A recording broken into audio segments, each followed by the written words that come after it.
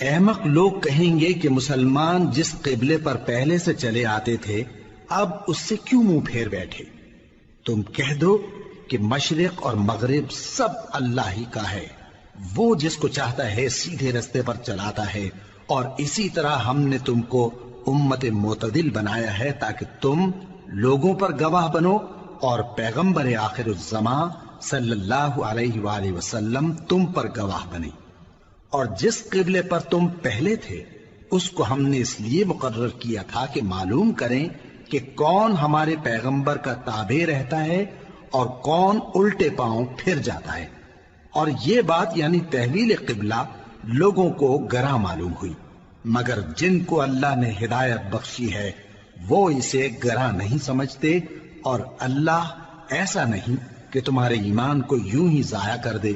اللہ تو لوگوں پر بڑا مہربان ہے، صاحب رحمت ہے۔ اے پیغمبر صلی اللہ علیہ وآلہ وسلم، ہم تمہارا آسمان کی طرف منہ اٹھانا دیکھ رہے ہیں، سو ہم تم کو اسی قبلے کی طرف جس کو تم پسند کرتے ہو منہ کرنے کا حکم دیں گے، تو اپنا منہ مسجد حرام یعنی خانہ کعبہ کی طرف پھیر لو، اور تم لوگ جہاں ہوا کرو نماز پڑھنے کے وقت اسی مسجد کی طرف منہ کر لیا کرو۔ اور جن لوگوں کو کتاب دی گئی ہے وہ خوب جانتے ہیں کہ یہ نیا قبلہ ان کے پروردگار کی طرف سے حق ہے، اور جو کام یہ لوگ کرتے ہیں اللہ ان سے بے خبر نہیں۔ اور اگر تم ان اہل کتاب کے پاس تمام نشانیاں بھی لے کر آؤ تو بھی یہ تمہارے قبلے کی پیروی نہ کریں، اور تم بھی ان کے قبلے کی پیروی کرنے والے نہیں ہو، اور ان میں سے بھی بعض کے قبلے کے پیرو نہیں۔ اور اگر تم باوجود اس کے کہ تمہارے پاس علم یعنی اللہ کا حکم آ چکا ہے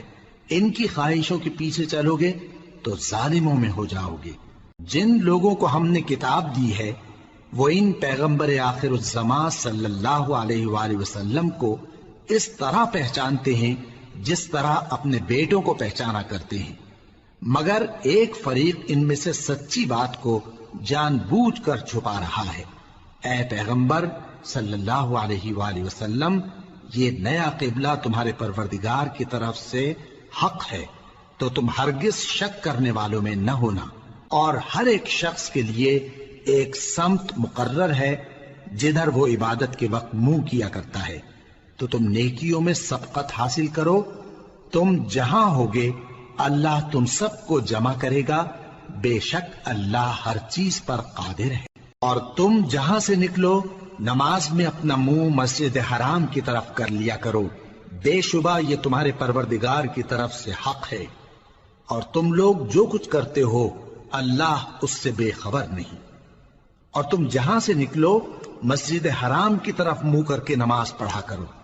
اور مسلمانوں تم جہاں ہوا کرو اسی مسجد کی طرف رخ کیا کرو۔ یہ تاکید اس لیے کی گئی ہے کہ لوگ تم کو